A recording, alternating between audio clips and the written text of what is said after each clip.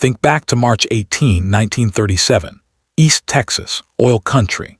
The sun came up over New London just like it always did, amber and slow, painting the derricks gold.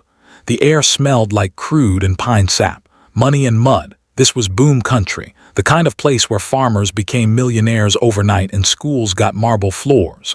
The New London School was the pride of Rusk County, built just 6 years earlier with oil money, lots of it. 2 stories of pale brick and glass. Steam heat, electric lights. A gymnasium that could seat hundreds. Parents called it the most beautiful rural school in America. Maybe it was. That Thursday morning, nearly 700 students walked through its doors. Lemmy R. Butler taught manual training in the West Wing. He was 41 years old, a quiet man with steady hands and a reputation for patience.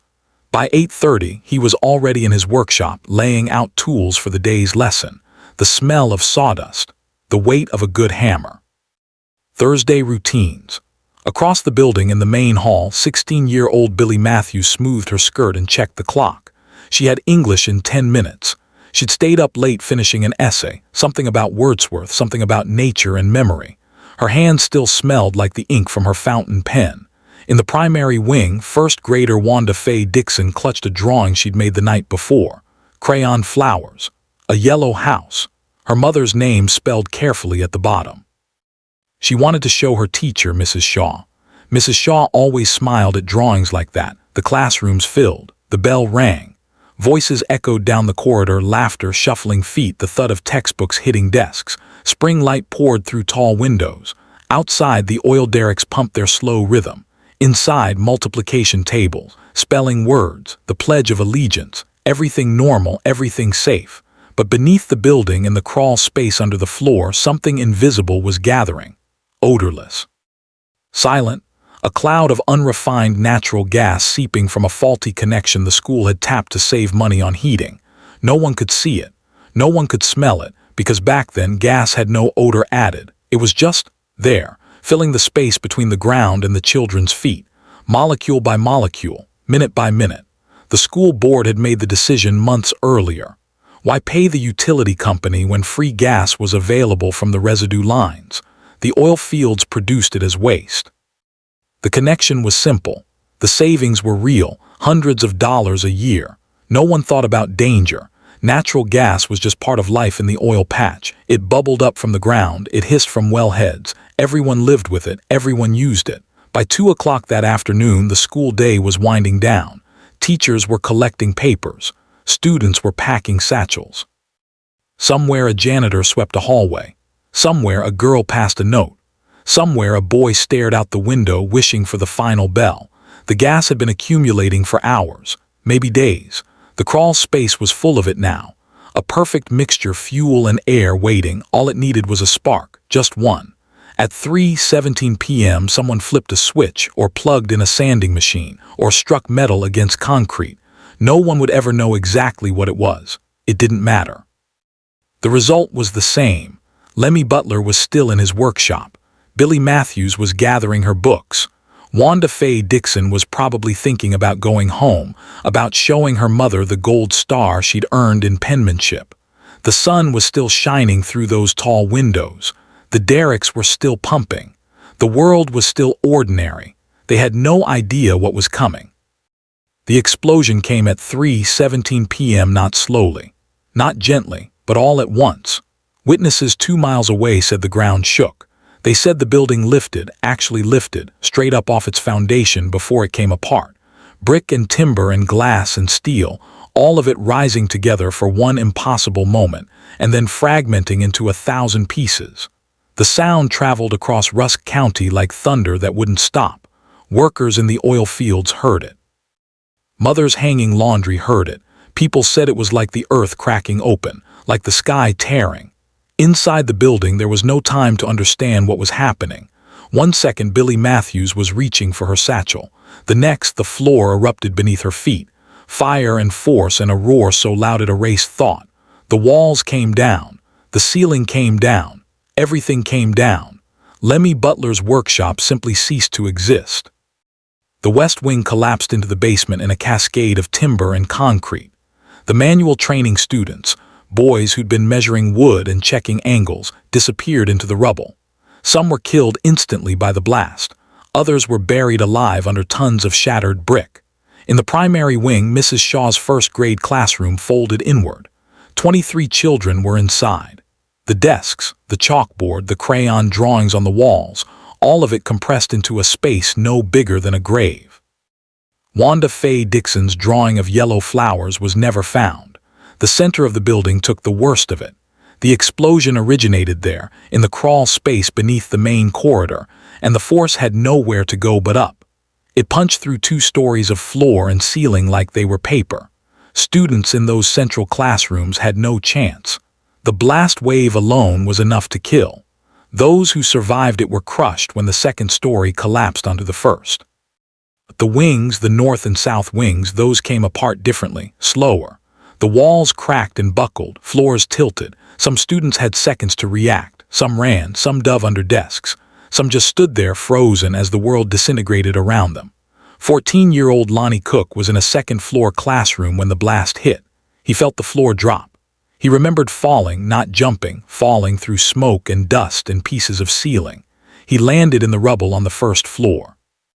Somehow he was still conscious. Somehow he could still move. "I heard screaming," he would say later, "but I couldn't see anything. The dust was so thick it was like being blind." Outside, the few students who'd already left for the day turned and saw their school collapse. They saw the cloud of dust rise.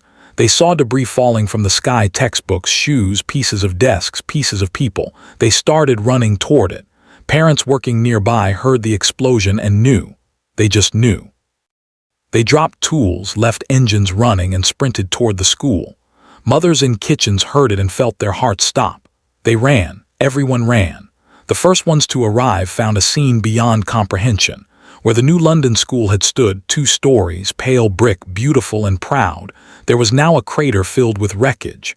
Sections of wall still standing, but most of it collapsed into the basement. Dust hanging in the air like fog. Fires beginning to catch in the debris. And the sound, the terrible sound of children crying from somewhere underneath all of it. Not hundreds of voices, not any more, just scattered cries, muffled, distant, fading. A man named R.L. Allen arrived within minutes. He stood at the edge of the destruction and later said, "I couldn't process what I was seeing. My brain wouldn't accept it. There was supposed to be a school there. There were supposed to be children. There were children there, buried, broken, dying, and only minutes to find them. They dug with their bare hands. Fathers pulled at chunks of concrete twice their weight. Mothers clawed through timber and twisted metal, splinters driving deep into their palms. They didn't feel it. They didn't feel anything except the need to get to the children. More people arrived. Dozens, then hundreds. Oil field workers still in their coveralls. Farmers, shopkeepers. Men from neighboring towns who'd heard the explosion and driven as fast as their trucks would carry them. They brought shovels, crowbars, ropes, anything that could move debris. There was no organization, no plan, just desperate human instinct. Someone would hear a voice beneath the rubble and everyone would converge on that spot. They'd dig until they found a child, alive or dead, and then they'd move to the next voice, the next cry, the next place where hope flickered. The first child pulled out alive was a girl named Claudia Drain. She was conscious, dusty and bleeding, but conscious. A man lifted her from the wreckage and carried her to the grass. Someone wrapped her in a coat. She kept asking about her sister. Her sister was still inside. The rescuers dug faster. They formed human chains, passing debris hand to hand, clearing paths into the collapsed building. Some crawled into gaps between slabs of concrete, spaces barely wide enough for a body, searching by feel in the darkness. "You couldn't see down there," one rescuer said. "You'd reach into a hole and just feel around. Sometimes you'd find a hand. Sometimes the hand would squeeze back. Not always. Often the hand was already cold. By 4 o'clock, an hour after the explosion, the initial shock was wearing off, and the scope of the horror was becoming clear. This wasn't a disaster where most survived. This was annihilation. The death toll wasn't going to be in the dozens. It was going to be in the hundreds, but still they dug. A man named Walter Schutze found his 12-year-old daughter buried under a section of collapsed ceiling. She was alive, barely. Her legs were crushed. He pulled her out, cradled her, carried her through the debris field. She died in his arms before he reached the road. He went back and kept digging. That's what they did. They found their own children dead and went back to save someone else's because there were still voices, still movement, still time. Lonnie Cook, the boy who'd fallen through the second floor, managed to crawl out on his own. He emerged from the wreckage covered head to toe in gray dust, blood running from a gash on his forehead. Someone tried to make him sit down. He refused. He started pulling at the rubble with everyone else. "My friends were in there," he said. "I wasn't leaving." By late afternoon, news of the disaster had spread beyond Rusk County. Radio stations broke into programming. Newspapers stopped their presses. Within hours, help was coming from all directions. Doctors from Tyler, National Guard units from Houston, the Red Cross. Even Texas Rangers arrived to help keep order. But in those first hours, it was just the community. Parents and neighbors and strangers who became family in the shared language of grief. They set up a makeshift morgue in the garage building, one of the few structures still standing. Bodies were laid out in rows, small bodies. Someone brought white sheets to cover them, but there weren't enough sheets. There would never be enough sheets. As the sun began to set, floodlights were brought in. Generators roared to life. The digging continued. It had to continue. Because somewhere under the millions of pounds of debris, there were still children alive. The rescuers could hear them crying, fainter now, weaker, but still there, and every minute mattered. Every second was the difference between a child saved and a child lost. So they dug through the gathering darkness, their hands raw and bleeding, their backs screaming, their minds refusing to accept what their eyes had seen. They dug because that's what you do. You dig until there's nothing left to find. Through the night, the floodlights carved shadows in the smoke and dust. The rescuers worked in shifts now. Some dug until they collapsed from exhaustion, then others took their place. Coffee appeared from somewhere. Sandwiches no one could eat. The Red Cross set up stations, but most people ignored them. Rest felt like betrayal when children were still trapped. By midnight, the mathematics of tragedy were becoming undeniable. 400 students had been in the building when it exploded. Maybe 100 had walked out or been pulled out alive. That left 300 unaccounted for, and with each hour that passed, the chances of finding anyone else breathing grew smaller. The voices from beneath the rubble had stopped. Now it was just silence and the scrape of shovels against concrete. Rescue was becoming recovery. A 15-year-old boy named Norman Drake was found at 1:00 a.m. He'd been trapped in a pocket of space created when a steel beam fell at an angle across a desk. The beam had held up tons of debris, creating a small cave around him. He'd been there for nearly 10 hours. When they pulled him out, he was lucid enough to speak. "There were others near me," he said. "I could hear them breathing, then they stopped." He was one of the last found alive. By dawn on Friday, March 19th, the death toll stood at 284. 293 children and teachers, gone in an instant. The numbers would shift slightly in the coming days as more victims died from injuries, but the scale was already incomprehensible. The deadliest school disaster in American history, and most of the country didn't even know yet. The bodies kept coming out of the rubble. Families waited in desperate clusters, hoping and dreading in equal measure, hoping their child would be found alive, dreading the moment someone would lead them to the garage, to the rows of small shapes under white cloth. Identification was terrible work. Many of the children were unrecognizable, burned, crushed, torn apart by the blast. Parents had to rely on clothing, on jewelry on the size of a shoe. A mother identified her daughter by a ribbon in her hair. A father knew his son by the pocket knife he'd given him for Christmas. Some families lost multiple children. The Thompson family lost 3. The Shaw family lost 2 daughters and their mother, the same Mrs. Shaw who taught first grade, who'd smiled at crayon drawings. One father, a wildcatter named Jim Nix, lost his only son, 11 years old. The boy had begged that morning to stay home sick. Jim had said no. School was important. Education mattered. He would replay that conversation for the rest of his life. By Friday afternoon, the community had to confront another horror: what to do with nearly 300 bodies. New London was a small town. There wasn't a mortuary within 100 miles that could handle this. There weren't enough coffins in East Texas. The decision was made quickly. Mass funeral, Saturday morning, they'd bury the children together. Coffins were ordered from every funeral home in the region. Some arrived by train, some by truck, plain pine boxes, most of them. There wasn't time for anything else. Volunteers worked through Friday night building more. By Saturday, March 20th, just 2 days after the explosion, the community gathered for a funeral unlike anything America had ever seen. More than 15,000 people came. They lined the roads for miles. Hundreds of coffins, most of them heartbreakingly small, were loaded onto trucks and carried to the Pleasant Hill Cemetery. Parents walked behind the trucks. Some wailed. Some were silent. Some had cried so much they had nothing left. The burial took hours, plot after plot. Grave after grave, a landscape of fresh-turned earth and flowers and parents on their knees.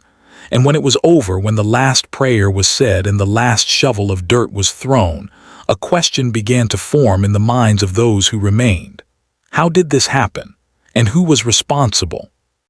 The investigation began before the last body was buried. State officials descended on New London. Engineers examined the wreckage.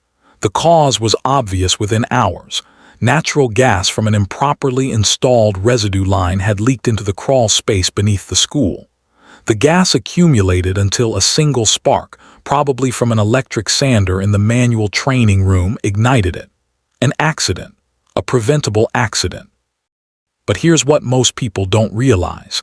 The disaster could have been avoided with a $5 valve and proper oversight. The school board had tapped into waste gas from nearby oil fields to save money on heating bills. About $300 a year. That's what nearly 300 lives were worth in the arithmetic of negligence.